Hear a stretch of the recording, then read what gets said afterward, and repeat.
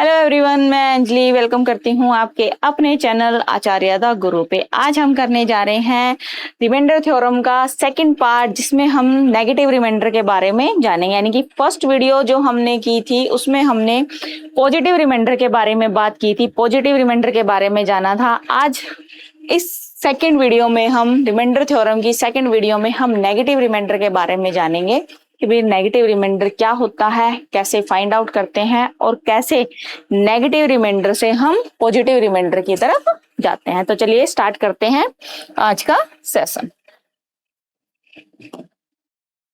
आज हम पढ़ने वाले हैं नेगेटिव रिमाइंडर कि भाई अगर हम किसी नंबर को, एक नंबर है हमारे पास n, और किसी दूसरे नंबर से डिवाइड करते हैं, a से हमने इसको डिवाइड किया, तो या तो इसका जो रिमाइंडर होगा वो प्लस में आएगा या फिर इसका रिमाइंडर माइनस में आ सकता है। प्लस में भी आ सकता है और माइनस में भी आ सकता है। कैसे आ सकता है? सपोज कीजिए हम एक नंबर ले लें, यहाँ पे ले लेते हैं हम 22, ठीक है, और इसे हमें डिवाइड करना हो 3 से। अब 22 को जब हम 3 से डिवाइड करेंगे, 3 7 जा 21 होता है। यहाँ पे 1 पॉजिटिव रिमाइंडर आ गया, 1, ठीक है, ये आ गया हमारे पास पॉजिटिव रिमाइंडर।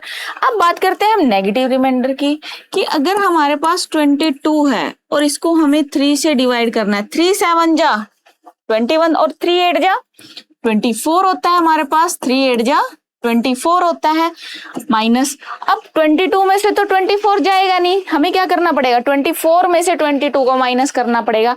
जब हम 24 में से 22 को माइनस करेंगे तो आएगा हमारे पास 2। 24 में से 22 को माइनस करेंगे, आएगा हमारे पास 2।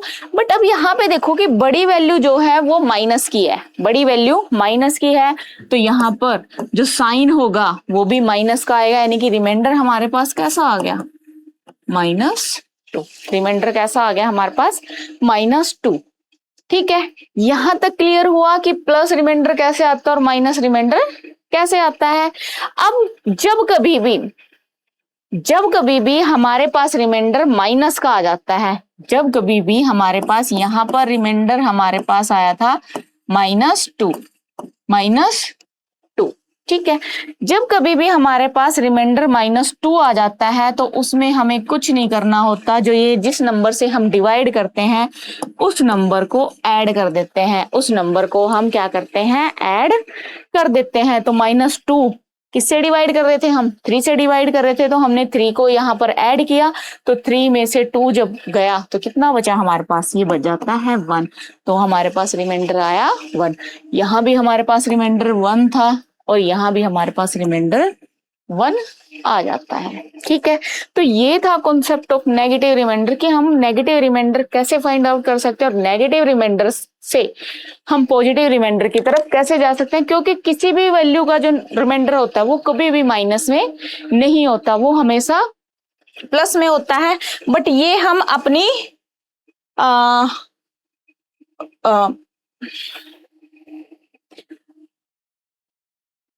ठीक है, यानी कि यहाँ पर हम इस क्वेश्चंस को इजी करने के लिए, इजी वे में करने के लिए, जल्दी करने के लिए हम इस मेथड का यूज करते हैं। जैसे हम नंबर ले लें एक 326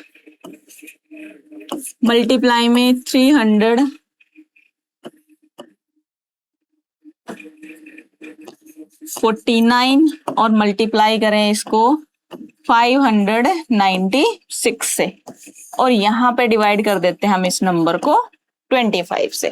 ठीक है, इस नंबर को डिवाइड कर देते हैं 25 से। अब 25 के केस में हमने फर्स्ट वीडियो में किया था कि जब भी हमारे पास 25 होगा, 25 से डिवाइड करेंगे तो हम ओनली लास्ट 2 डिजिट को देखेंगे। तो लास्ट 2 डिजिट हमारे पास ये 26 है, 49 है और 96 है। अब 25 से डिवाइड कर दो इसको। 25 से 26 को डिवाइड करेंगे तो 1 रिमाइंडर आएगा। 25 से 49 यानी कि 25 2 जा 25 दूनी 50 में से अगर हम 1 करेंगे तो माइनस का 1 हमें, यानी कि 49 में से जब हम 50 को माइनस करेंगे तो हमारे पास माइनस का 1 मिलेगा। और 25 4 जा 25 चौके 100, माइनस 100 में से हम क्या करेंगे 96 को डिवाइड करेंगे तो हमारे पास आएगा माइनस की 4। कितना आएगा? माइनस का 4 आएगा। अब यहाँ पे देखो हमारे पास रिमाइंडर आया 1 इंटू -1 इंटू -4। क्योंकि वैल्यूज मल्टीप्लाई में है तो रिमाइंडर की भी हम क्या करेंगे, या हम रिमाइंडर की भी हम मल्टीप्लाई ही कर देंगे। अब जब रिमाइंडर की मल्टीप्लाई की 4 1 जा 4 और 4 1 जा 4, माइनस माइनस क्या हो गई? प्लस हो जाती है। 4 डिवाइड बाई 25। अगर हमारे पास प्लस की वैल्यू है और इससे छोटी है तो हमारे पास जो रिमाइंडर होगा वो ऊपर वाली वैल्यू होता है, यानी कि रिमाइंडर हमारे पास 4 हो जाएगा।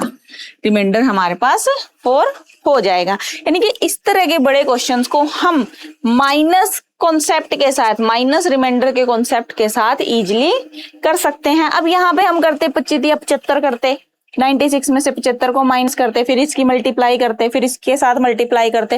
हो सकता था यहाँ बड़ा आ जाए, उसको फिर हमें 25 से डिवाइड करना पड़ता और तब जाके हमारे पास रिमाइंडर निकल के आता। इसीलिए यहाँ पे माइनस रिमाइंडर के कॉन्सेप्ट से हम क्वेश्चंस को बड़े इजीली सॉल्व कर सकते हैं। नेक्स्ट अगर हम एक और क्वेश्चन ले लें यहाँ पे और डिवाइड कर दें हम इसको 17 से, ठीक है। अब यहां से देखो 17 5 जा 85, 2 रिमाइंडर 17, इसको तो हमें पूरा ही करना पड़ेगा भाई, इसको छोड़ देते हैं यहां से, ठीक है। हम दूसरा क्वेश्चन लेते हैं 5 9 6 7, मल्टीप्लाई में 3 8 2 5 और मल्टीप्लाई में ले लेते हैं 7 9 3 और डिवाइड कर दें हम इसको डिवाइड कर दें हम 4 से। अगर हमें से 4 से डिवाइड करना है, जब भी हम 4 से डिवाइड करते हैं तो लास्ट के 2 डिजिट देखते हैं कि लास्ट के 2 डिजिट 4 से डिवाइड होते हैं कि नहीं होते हैं। 4 1 जा 4 27, 4 4 जा 16, 4 5 जा 20, 4 6 जा 24 और 4 7 जा 28। 28 27 से बड़ा होगा तो यहाँ पे -1, यहाँ पे करना 4 6 जा 24, 1 रिमाइंडर होगा और यहाँ पे 4 2 जा 8, 4 3 जा 12, यानी कि 1 रिमाइंडर होगा। अब यहाँ से इसको मल्टीप्लाई करेंगे, -1 की मल्टीप्लाई 1 के साथ -1 और -1 की अगेन 1 से करेंगे तो ये आएगा हमारे पास -1 डिवाइड बाई 4। यानी कि जब भी रिमाइंडर हमारे पास -1 होगा तो हम इसमें डिवीजर को ऐड कर देंगे, यानी कि जिस नंबर से हम डिवाइड कर रहे थे उसी नंबर को ऐड कर देंगे तो यहाँ पर रिमाइंडर 3 होगा। Reminder will be 3। यहाँ पर रिमाइंडर हमारे पास 3 होगा, ठीक है। क्लियर है? नेक्स्ट अगर हमें दे दे कि अगर हम किसी नंबर को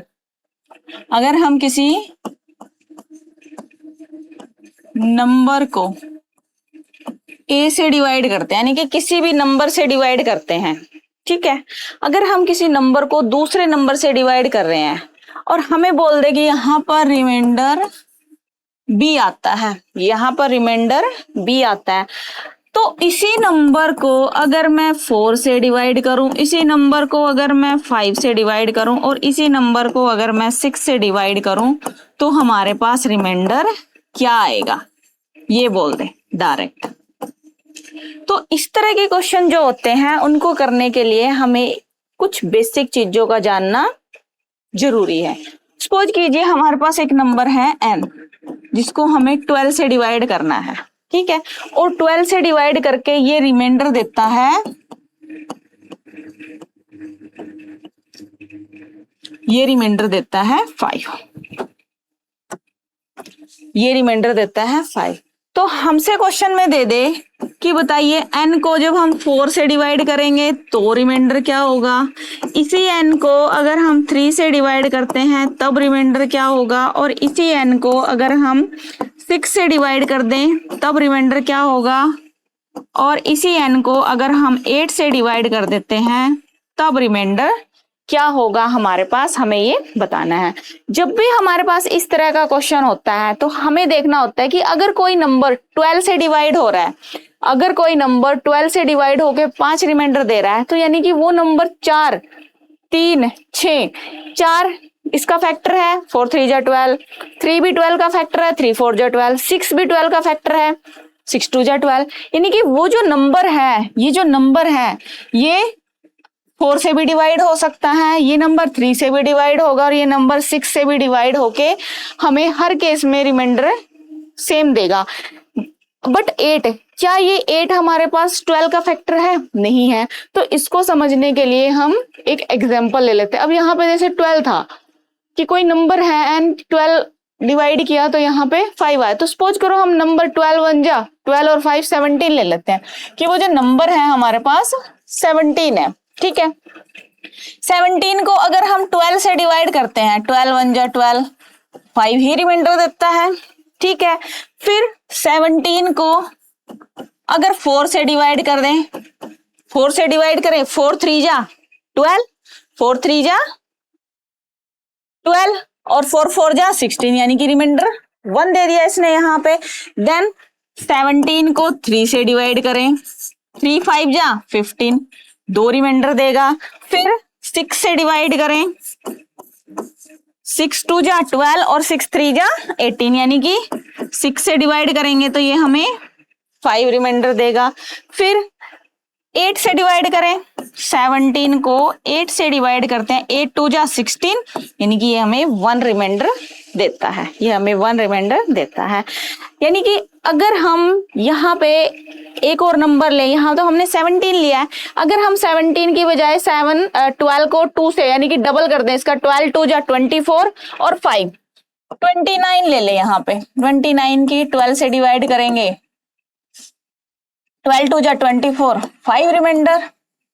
29 की अगर हम 4 से डिवाइड करते हैं, 4 7 जा 21, 1 रिमाइंडर। 29 की अगर हम 4 से डिवाइड करते हैं, 4 7 जा 28,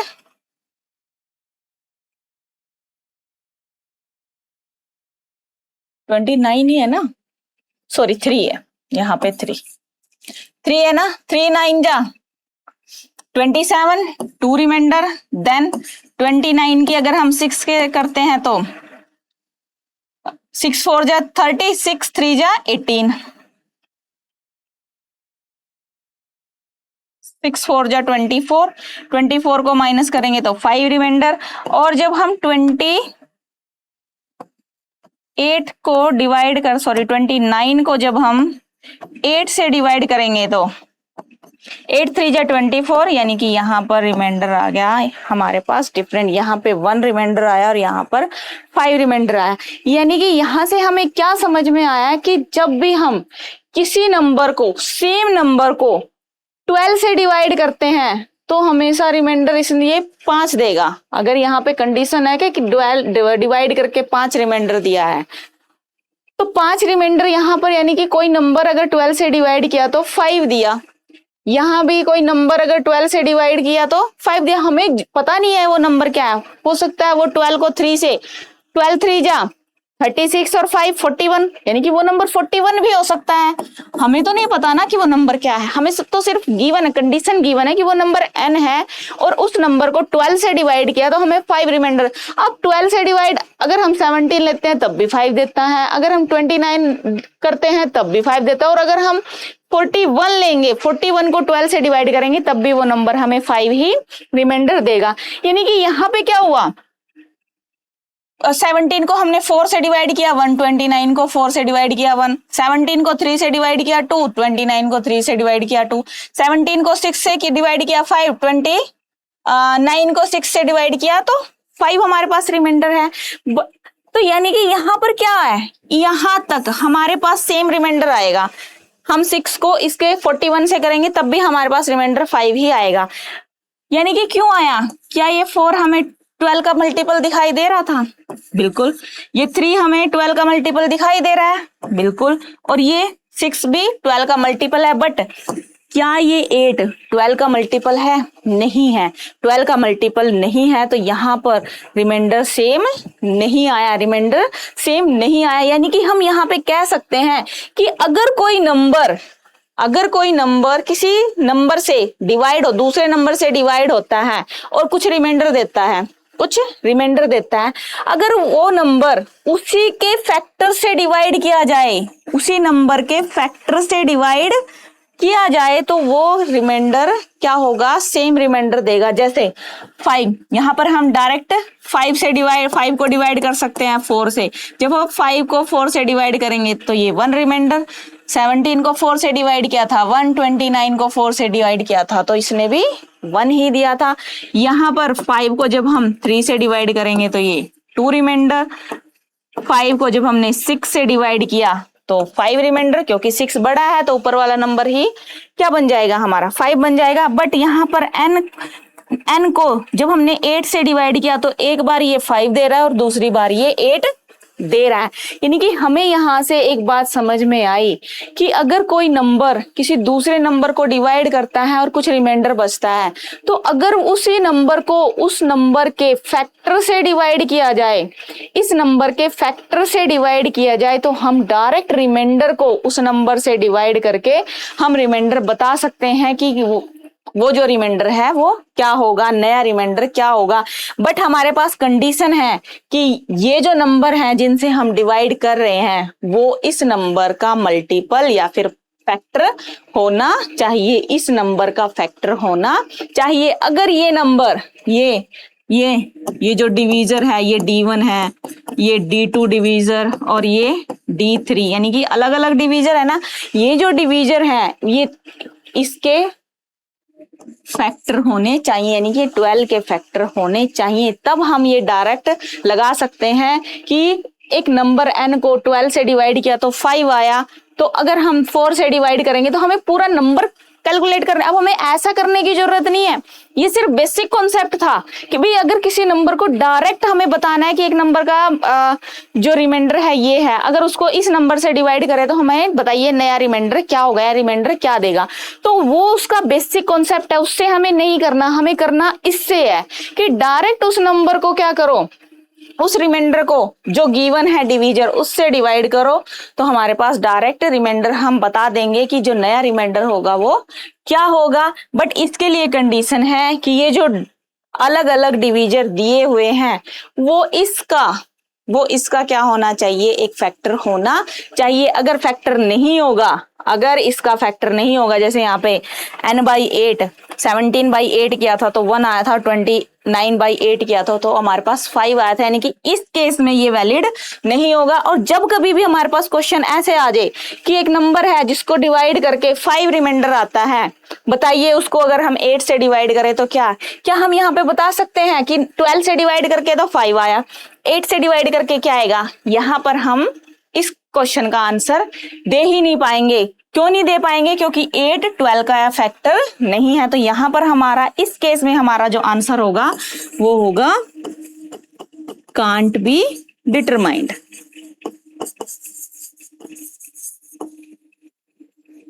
यानी कि इस केस में हम रिमाइंडर फाइंड आउट नहीं कर सकते, इस केस में हम रिमाइंडर फाइंड आउट नहीं कर सकते। अब इस कॉन्सेप्ट पे हम एक दो क्वेश्चन कर लेते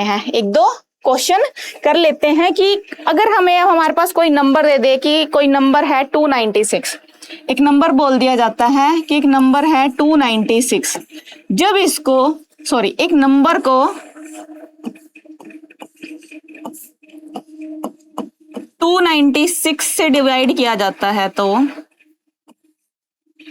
अगर किसी नंबर को 296 से डिवाइड किया जाता है तो वो रिमाइंडर हमें ये रिमाइंडर देता है 75।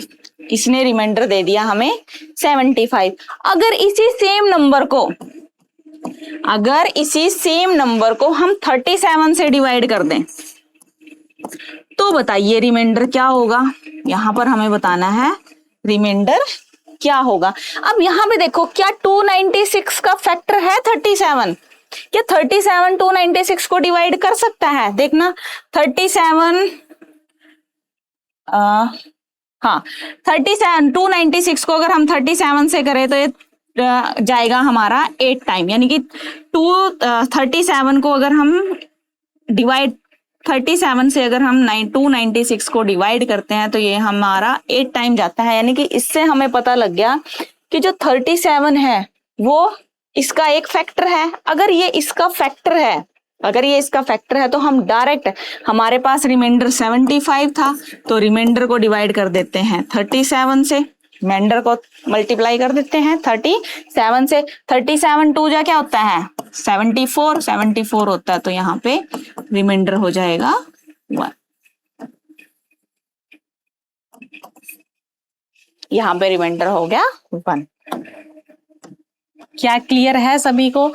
इसने कुछ नहीं बोला, इसने बोला कि एक नंबर है n जिसको 296 से डिवाइड करके हमें रिमाइंडर दे दिया इसने 75। इसने रिमाइंडर दे दिया हमें 75। अब हमें बताना है कि ये जो सेम नंबर है, इस सेम नंबर को अगर हम 37 से डिवाइड करें तो हमें रिमाइंडर क्या देगा। अब हमें सिर्फ ये देखना है कि क्या 37 296 का एक फैक्टर है, 37 क्या 296 का एक फैक्टर है। अगर 37 296 का फैक्टर है, कि अगर 37 296 का एक फैक्टर है तो ये इसको डायरेक्ट डिवाइड करके हम इस रिमाइंडर बता सकते हैं ना। तो 37 को देखो, 37 8 जा 296 होता है, यानी कि 37 इसका क्या है एक फैक्टर है तो हम डायरेक्ट बता सकते हैं 75 को डिवाइड करेंगे 37 से, ये जाएगा 2 टाइम जाएगा तो यानी कि यहाँ पे 1। 37 2 जा 74 होता है, 75 में से जब हम 74 को माइनस करेंगे तो यहाँ पे 1 हमारे पास रिमाइंडर होगा, 1 हमारे पास रिमाइंडर हो जाएगा। ठीक है, क्लियर है। यानी कि इस तरह के जो क्वेश्चन है आपको बहुत ज्यादा देखने को मिलते हैं सभी कॉम्पिटिटिव एग्जाम में, कि बताइए एक नंबर को इससे डिवाइड किया तो रिमाइंडर ये आया, तो बताइए कि इसी नंबर को, सेम नंबर को इससे डिवाइड करें, ठीक है, किसी डिफरेंट नंबर से डिवाइड करें तो रिमाइंडर बताइए। तो वहां पर हमें डायरेक्ट अप्रोच लगानी है, ना कि वहां पे डिवाइड करके देखना है। डिवाइड क्या करेंगे जब हमें नंबर गिवन ही नहीं है, ठीक है ना, जब हमें नंबर गिवन नहीं है, कोशेंट हमें गिवन नहीं है तो हम कैसे निकालेंगे नंबर को। अगर हमारे पास कोशेंट होगा, डिवीजर की मल्टीप्लाई कोशेंट से करके प्लस आर कर देंगे तो हमारे पास नंबर भी मिल जाएगा। बट यहाँ पर तो हमारे पास कोशेंट भी नहीं है, तो हम यहाँ पर नंबर फाइंड आउट नहीं कर सकते। अब इसी पे बेस एक और क्वेश्चन कर लेते हैं कि अगर हम एक नंबर को 357 से डिवाइड करते हैं, अगर हम एक नंबर को 357 से डिवाइड करते हैं तो वो हमें रिमाइंडर 357 से डिवाइड करते हैं तो ये हमें रिमाइंडर देगा